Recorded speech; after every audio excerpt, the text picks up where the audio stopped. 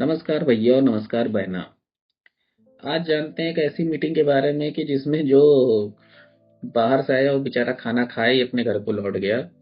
और एक मीटिंग जिससे दुनिया की जियो पॉलिटिक्स, वर्ल्ड ऑर्डर या कहिए कुछ पुराने दोस्त पुराने दुश्मन उनको सब फिर से एक नया चेहरा, नए दोस्ती, नई एक नई कथा ही पूरी लिखी जा रही है। हम बात कर रहे हैं डोनाल्ड ट्रंप और जेलेंस्की की मीटिंग की।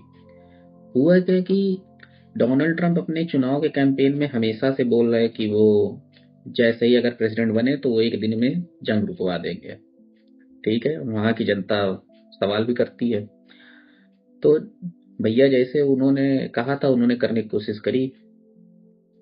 उन्होंने वो एक पागल जेलेंस्की को बुलाया, बुलाया नहीं, उससे बात करी कि यार देखो, युद्ध बिना पैसों के नहीं लड़ सकते हो। हाँ, जितने भी तुम जज्बे हो, जितने भी सब कुछ है तुम्हारे पास, बिना पैसों के नहीं लड़ा जा सकता है। और सबसे ज्यादा पैसा की जो मदद है वो तो अमेरिका देता था, नाटो को चाहे यूरोपियन कंट्रीज को सब। और यूरोपियन का तो ट्रेड चलता है रसिया से। एक तरफ युद्ध लड़ रहे हैं लेकिन ट्रेड भी चल रही है। तो तो यूरोपियंस ने यूक्रेन के साथ डील ये साइन करी थी कि हम तुमको मदद देंगे, हम इतना पैसा दे रहे हैं लोन के तौर पे तुम पे। लेकिन अमेरिका ने कुछ ऐसा नहीं कहा था। वो जो बुढ़ा बैठा था उसने कोई भी ऐसी चीज नहीं कही थी कि हम तुम्हें ये लोन दे रहे हैं, क्या दे रहे हैं, एड दे रहे हैं, जो भी दे रहे हैं। अब यहाँ तो डोनाल्ड ट्रंप फंस गए। अब पैसा कैसे वापस निकाला जाए? तो उन्होंने एक ऑफर करा कि उनको ये पता है कि मेरे पैसों के बिना यूक्रेन रसिया के सामने हफ्ते भर नहीं टिकेगा। अब जो ये लोग चूरन दे रहे हैं, यूरोप जो चूरन दे रहा है, पैसा दे रहा है, और सिर्फ पैसा ही नहीं, हथियार। युद्ध में जब गोलियां चलने लगती हैं तो वो काउंट नहीं होती कि कितनी चली, कितनी रुकी, कितनी नहीं। तो इतनी बड़ी जो इंडस्ट्री है हथियारों की वो अमेरिका के पास है। मैन्युफैक्चरिंग कैपेबिलिटी है ही नहीं यूरोपियन के पास। फ्रांस में टैंक्स कितने हैं? France United nation security council का मेंबर है, न्यूक्लियर पावर है, सब कुछ है। उसके पास कितने टैंक हैं आज की डेट में? 70। इमेजिन कर सकते हो ये लोग क्या करेंगे? इन लोगों के पिक्चर पोस्ट कार्ड जैसा जो शहर था वो इसीलिए था क्योंकि उन सबको अमेरिका सिक्योरिटी प्रोवाइड करता था। पर अभी अमेरिका पे बहुत कर्जा है। अब जब डोनाल्ड ट्रंप बना है उसने देखा, उसने कहा हटाओ यार ये सब, ये क्या हम लोग फालतू की यूएस एड बंद कर दी, ये कर दिया, वो कर दिया। फालतू कहाँ हम लोग खर्चे में पिले पड़े हैं। और उधर युद्ध इतना लंबा खिंच गया है, रसिया को भी नहीं पता था कितना लंबा खिंचेगा, क्योंकि उन्होंने तो सोचा था कि चलो थोड़े दिन की बात है, महीने दो महीने में इनको लपेट के किनारे कर देंगे। लेकिन जो यूएसए का पैसा प्लस टेक्नोलॉजी जो उसको वो प्रोवाइड कर रहा है यूक्रेन को कि यहाँ पे सोल्जर हैं, ऐसे प्लान करो। नहीं तो यूक्रेन की आर्मी पे क्या, कहाँ कौन सी जंग लड़े हैं कि उनको पता होगा कि कहाँ पे प्लान करना है, कहीं किस चीज को उड़ाना है, किस चीज को टारगेट करना है, कहाँ उनके सोल्जर आ रहे हैं, उनके टैंक्स आ रहे हैं, इनको थोड़ी पता है। और मुझे तो ऐसा लगता है कि यूक्रेनियन जर्सी में ये नेवी सील्स के ही लोग वहां पे खड़े होंगे। खैर वो तो अलग चीज है। तो ये सारी चीज भसड़ मच रही है और अरबों दर अरबों पैसा जा रहा है। अब डोनाल्ड ट्रंप को ये पैसा कैसे भी करके इनको वसूलना है। इस समय तो वसूली की काम चल रहा है। जो इलॉन मस्क को भी जो भी दिया है डिपार्टमेंट, वो वसूलने का ही डिपार्टमेंट है।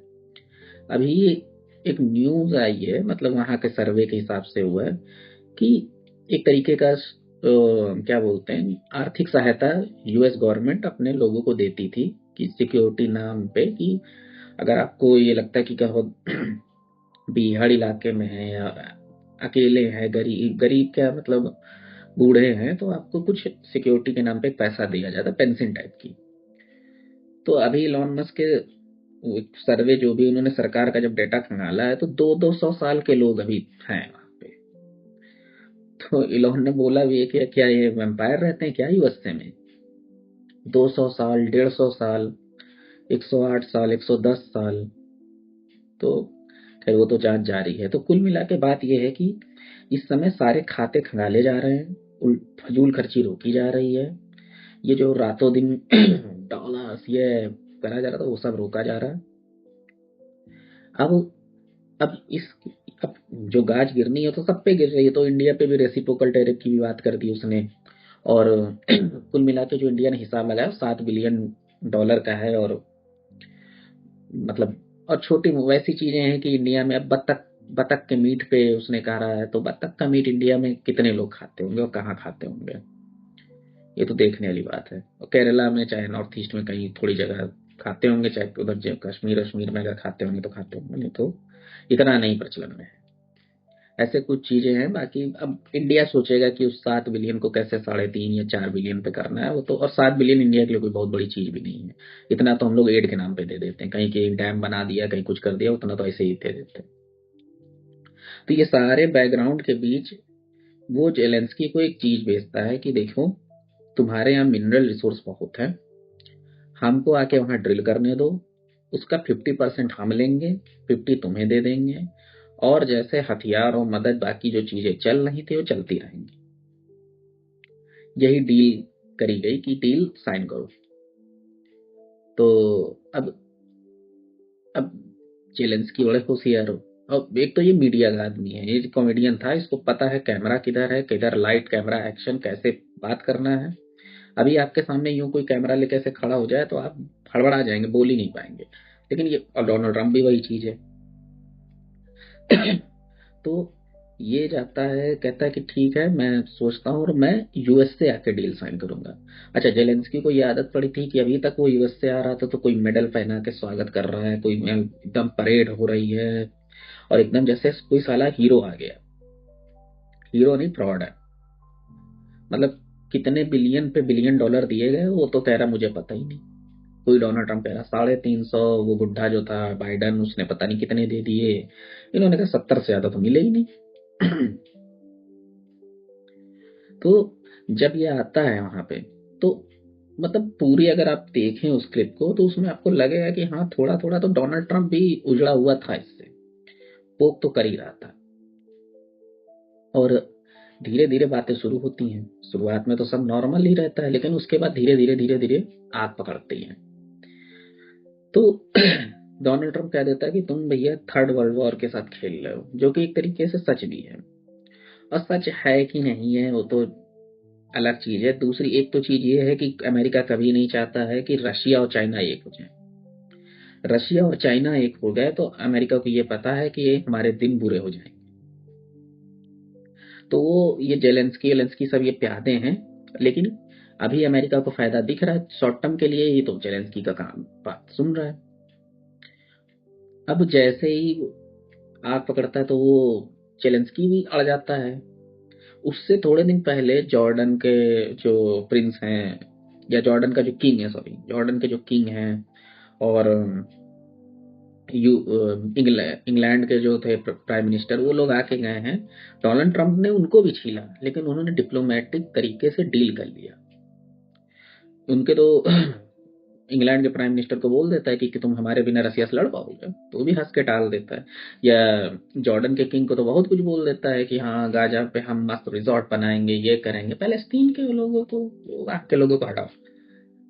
तो डिप्लोमेटिक तरीके से डील करेगी। और ये पागल है, एक ये पागल है, एक जस्टिन ट्रूडो पागल है, और एक है, देश में भी हैं अपने लोग। और ये सबकी लगभग लगभग एज एक ही जैसी है, शक्ल एक ही जैसी है, कॉस्ट्यूम भी एक ही तरीके का पहनते हैं। कपड़े नहीं कहता हूँ मैं, कॉस्ट्यूम ही कहता हूँ, इन लोगों का है। तो ये बैठते हैं, इनको समझ नहीं आता है कि क्या वो डोनाल्ड ट्रंप उकसा रहा है, क्या कहलवाना चाह रहा है मीडिया के सामने, और बकवास शुरू कर देते हैं कि नहीं, हमें तो रशिया ने इतना मारा था और हमें कोई गारंटी चाहिए। इनको गारंटी चाहिए। उसमें कोई मीडिया में भी कोई रहती हैं, उन डोनाल्ड ट्रंप से पूछती हैं कि अगर हम लोग डील साइन कर लें तो आप क्या गारंटी देते हैं। तो वो कहता है अगर आप तुम्हारे सिर पे बम गिर जाए तो उस बात का व्हाट इफ का मतलब क्या। तो यही सब चीजें हैं। हाँ देखो, डोनाल्ड ट्रंप एक उस टाइप का आदमी है नहीं कि जो एकदम, जैसी चीजें चलती आ रही हैं जो एकदम, हाँ आओ बेटा बैठो पानी पी लो, इनके लिए नमकीन लो, पहले पंखा चला लो, अब बताओ बेटा क्या बात है, उस टाइप का वो आदमी है ही नहीं।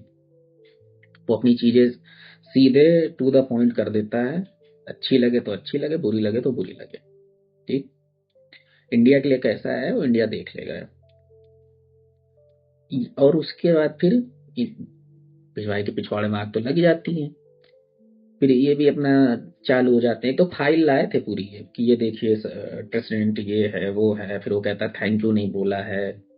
तो खैर यहाँ पे तो कुछ बचकाना लगा कि थैंक यू बीच में कहाँ घुस गया। और जंग में आदमी फंसा है वो तुमको क्या थैंक यू करेगा, खैर अलग चीज है। यहाँ पे तो जो उनके वाइस प्रेसिडेंट है जेडी वैंस, और ऐसा नहीं कि बोला था, जेलेंस्की ने बोला था वो चीज, मतलब पहले भी थैंक यू वगैरह बोला। और क्यों ना बोले भाई, इतना उसका भव्य स्वागत होता था, बोलता ही था।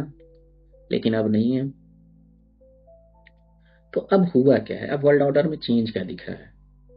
इसको रशिया ने तुरंत पिक करा, क्योंकि थोड़ी देर बाद गर्मा गर्मी इतनी हो गई, डील विल कुछ साइन नहीं हुई, जेलेंस्की वापस फुट लिए, खाना बना का मना रह गया। अब किसने खाया, क्या हुआ पता नहीं। अब वहां पे रशिया ने गेम खेल दिया। रशिया ने कहा कि ठीक है भाई, तुमको मिनरल चाहिए हमसे ले लो। तो यूएसए वालों ने सोचा ये कहाँ, तुम कहाँ से दोगे। उनका 20% यूक्रेन ले लिया ना मैंने, तो उसमें से निकाल लेंगे और कब्जा कर लेंगे, क्या दिक्कत है। और डोनाल्ड ट्रंप की तो ये विन विन डील है। अगर तुम उससे साइन करते हो तो उसका पैसे का फायदा, नहीं करते हो तो रशिया उसका दोस्त बनेगा। और ये बात सी जिनपिंग को बुरी लग गई, या चाइना को बुरी लग गई कि यार ये क्या हो रहा है। और और डोनाल्ड ट्रंप देखिए है तो बड़ बोला ही है, वो कितना काम करता है। क्योंकि कुछ चीजें जो प्रैक्टिकल हो नहीं सकती हैं कि रेसिप्रोकल टैरिफ मार दोगे, खुद के देश में भी बहुत महंगाई आ जाएगी अगर इतना मार दोगे। खैर जितना भी वो करता है, जैसे करता है, वो तो उसकी चीज है। और जो उसका प्लान था कि रशिया और चाइना को अलग करने का, वो कहीं ना कहीं काम कर रहा है। मेन मोटिव यही है कि ये दोनों एक साथ हो जाएंगे तो बड़ी दिक्कत हो जाएगी। तो ये रशिया ऐसा है कि वो अगर एक चीज ठानेगा तो वो पूरा उस चीज के पीछे हाथ धो के पड़ेगा। और इस समय पुतिन और डोनाल्ड ट्रंप ही है जो डील कर सकता है रशिया से।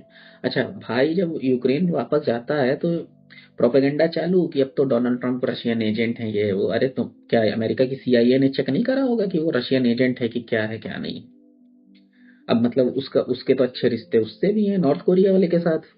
तो क्या वो वहां का एजेंट हो गया। ये तो फालतू चीज है, प्रोपेगेंडा है पूरा। अब इसमें हम देखते हैं कि इंडिया इन सब सिनेरियो में कहाँ फिट बैठता है। देखिए दो ध्रुव है बन रहे हैं एक तरीके से।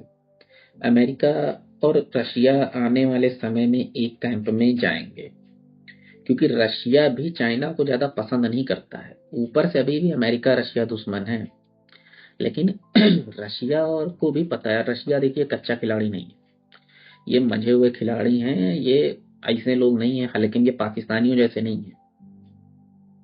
इनको पता है कि असली थ्रेट कहाँ से आ रहा है। रशिया को भी पता है कि असली थ्रेट चाइना है, और अमेरिका को तो पता है ही। अब जैसे तैसे के ये दोनों इन 4 सालों में देखिएगा कि अमेरिका रशिया की दोस्ती दिखाई देगी आपको दुनिया में।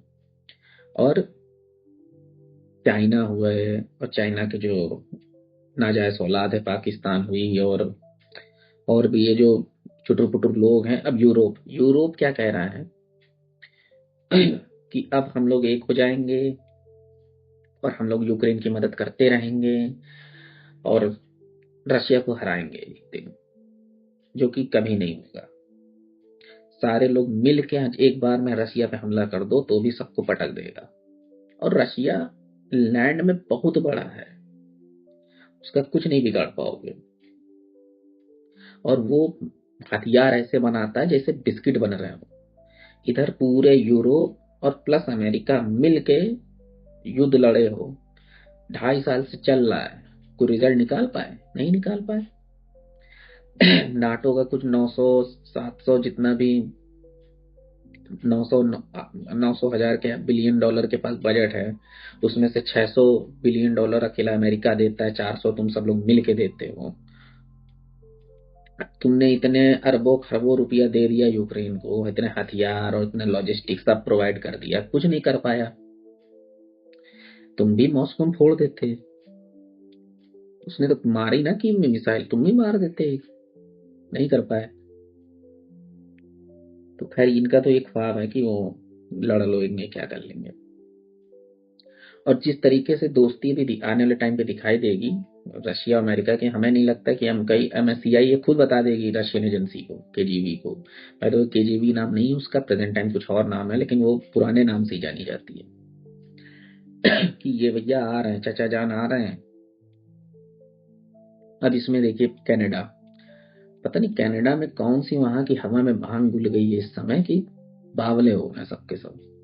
अब वो कह रहे हैं कि यूके अपना जो न्यूक्लियर बम कह लीजिए वो हमारे साथ शेयर करे, मतलब कनाडा खुद नहीं बनाएगा वो, न्यूक्लियर मतलब कि यूके जो है अपने कुछ न्यूक्लियर एसेट कनाडा में रख दें, ताकि अगर कभी कोई कनाडा पे थ्रेट आए तो कनाडा मतलब उसको मतलब टैकल कर सके। ये है वो है। ये किसके लिए कहा जा रहा है? क्या ये रसिया के लिए कहा जा रहा है या चाइना के लिए कहा जा रहा है? नहीं, ये डोनाल्ड ट्रंप को बताया जा रहा है। देखिए इतना तो जान लो कि अगर जिस दिन यहाँ यूके से वो जहाजों पे लोड होके, पानी के जहाजों पे चल दिए कनाडा के लिए न्यूक्लियर एसेट, उससे पहले कनाडा में इतनी गोली बारूद खून की नदी बहा देगा डोनाल्ड ट्रंप, या यूएस से खुद कोई भी प्रेसिडेंट होगा, इसमें तो ट्रंप की बात ही नहीं कर रहा। वो नहीं चाहता है कि किसी भी देश का न्यूक्लियर एटम बम वहां के अमेरिकन बॉर्डर के बगल में आके खड़ा हो जाए। और ये गलत फहमी तो दूर ही हो कर ले। ऐसे जर्मनी भी कह रहा है कि फ्रांस अपने थोड़े दे दे हमको।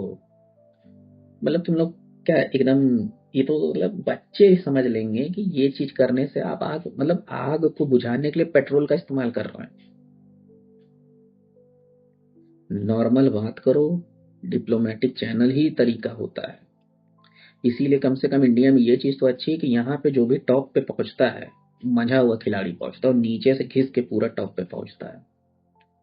और जो नहीं घिसा रहता वो टॉप पे पहुंचता ही नहीं है, जनता जिताती भी नहीं है। इतनी जनता इंडिया की भी बेवकूफ नहीं है। अगर यहाँ पे कोई प्रधानमंत्री इतने सालों से बना है तो जाहिर सी बात है उसमें कुछ है, दम है। तो ये चीजें चल रही हैं। एक एक न्यूज ये है कि अब जापान डोनाल्ड ट्रंप के आने पे खुश था। अब डोनाल्ड ट्रंप ये कह रहा है कि यार जापान की सिक्योरिटी में हमारा पैसा बहुत खर्चा होता है, वो भी बंद करो, बढ़ाओ। जापान अपनी खुद ही जापान अपनी GDP का क्यों नहीं परसेंटेज बढ़ा रहा है? अब जापान को भी झटका लग गया, यार ये तो उनको प्रोटेक्ट करने के लिए कहे थे। तो यूएस ने कह रहे कहा होगा, नफे में बोल दिया होगा, कोई दिक्कत नहीं है, आप अपना खुद ही अपनी सवारी अपने सामान की खुद जिम्मेदार है। अब जापान को बुरा लग रहा। खैर ये जितने हैं, यूक्रेन यूक्रेन एक टाइम पे थर्ड मतलब न्यूक्लियर एसेट के मामले में थर्ड पे थे। उन्होंने अपने खुद स्वेच्छा से अपने सारे न्यूक्लियर एसेट खत्म कर दिए, और रशिया, यूके और अमेरिका ने कहा कि आपको प्रोटेक्ट करने की जिम्मेदारी हम लोगों की है। तो वो तो फट के वो तो सब जितना भी उनका था वो फाड़ फूड़ के डस्टबिन में चला गया। अब वही चीज जापान के साथ हुई। इंडिया को ये चीज बहुत पहले ही समझ में आ गई थी। इतना हम कहेंगे कि यहाँ के नेताओं ने इन सब चीजों को बहुत पहले भाप लिया था। कोई भी गवर्नमेंट हो उससे मतलब नहीं है, लेकिन सब समझ गए थे कि यार जिस दिन जापान ने ये साइन कर दिया था कि मेरी रखवाली तुम करोगे, और यूक्रेन ने चाहे दुनिया भर में जिन जिन लोगों ने, नाटो के जितने देश हैं, कि मेरी रखवाली तुम करोगे, उनको ये दिन देखना ही था कि वो ऐसी मुसीबत उनके गेट पे आके खड़ी हो जाएगी जिसके लिए वो तैयार नहीं होंगे। एटलीस्ट इंडिया में आज की डेट में ले लीजिए, चाहे आज से 40-50 साल पहले ले लीजिए, 71 के आसपास की, या इंडो चाइना वॉर के आसपास की डेट ले लीजिए, हमें ना कभी किसी की जरूरत पड़ी थी। हाँ, हमारे दोस्त कुछ अच्छे हैं जिन्होंने हमें बुरे टाइम पे मदद किया, उनका एहसान हमको मानना पड़ेगा, चाहे वो रशियंस हो, इजराइलीज हो। और अमेरिका के हम लोग उतना ही रिश्ता बना के चलते हैं, दुआ सलाम बनी रहती बस। अब और हम हमेशा खड़े थे, खड़े हैं, खड़े रहेंगे, इतना तो है। हमें कोई डिपेंड, हमें ये नहीं कोई कह सकता है कि हम तुम्हारी सिक्योरिटी की जिम्मेदारी लें ना लें, ये वो जैसा भी जो भी चीजें हैं। हाँ, हमारी एयरफोर्स में कमी है जिसको हमें खुल के कहना चाहिए कि हाँ अपनी एयरफोर्स में कमी है। पहले तो साला एयरफोर्स में 6-7 तरीके के एरोप्लेन क्यों हैं, मतलब मिग भी है, तुम्हारा मिराज भी है, जैगवार है कि सुकोई है, उसके बाद राफेल है, उसके बाद अभी अगर F-35 ले लोगे वो भी है। मतलब खिचड़ी बना दी है। हर दुनिया की बड़ी से बड़ी एयरफोर्स के पास 1 से 2 टाइप के रखते हैं। अमेरिका के पास F-35, F-16, F-15, 16 जो भी उनका है। रूस के पास भी यही है, Su-57 और तो इससे पुराना वाला जो एक स्टेज नीचे है उसका नाम भूल रहा हूँ। चाइना के पास भी वही है। तो इंडिया के पास हर इतने सारे प्लेन लिए हों कि हर सबका क्रू अलग होता है, सबके पार्ट्स अलग होते हैं, उसका पूरा इकोसिस्टम अलग होता है, हर चीज अलग होती है। तो उन सब चीजों पे थोड़ा बहुत हमें ध्यान देने की जरूरत है, नहीं तो बाकी सब भी चंगा सी। अब ये दिन जो जापान देख रहा है, जो यूक्रेन देख रहा है, तो आने वाले अब ये लोग भी किसी ना किसी का दामन थामेंगे। अब जापान किसका दामन थामते हैं, क्या करते हैं? या तो अपना बजट बढ़ाएं। और जापान अगर अपनी आर्मी स्ट्रांग करेगा तो किसको बुरा लगेगा, ये सोचिए। सबसे ज्यादा पेट में दर्द होगा इसके, अमेरिका को नहीं हो, चाइना को होगा। और अब यूरोप अगर बढ़ाएगा तो फिर तो भी चाइना को ही होगा। ये सारी तरीके, ये गेम, ये जो चेस का जो बोर्ड सजाया जा रहा है, ये चाइना के लिए सजाया जा रहा है। आने वाले टाइम पे ये देखना पड़ेगा कि कौन क्या है, लेकिन अब जो भी है तो एंड जो रिजल्ट आएगा वो चाइना के उस पे आएगा।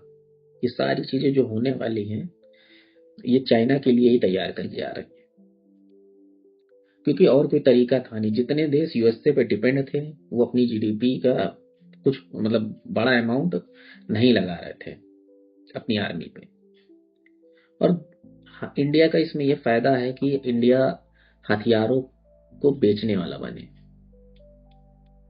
अभी तक तो वो सबसे बड़े बायर थे, सेलर बने, क्योंकि मैन्युफैक्चरिंग कैपेसिटी अपने पास भी अच्छी खासी है। उसको और रिफाइन करें, अच्छी चीजें अच्छे टाइम पे डिलीवर करें। बाकी तो देखते हैं फ्यूचर में क्या है। आशा करता हूँ आपको मेरी वीडियो अच्छी लगी हो। जय हिंद, वंदे मातरम, भारत माता की जय।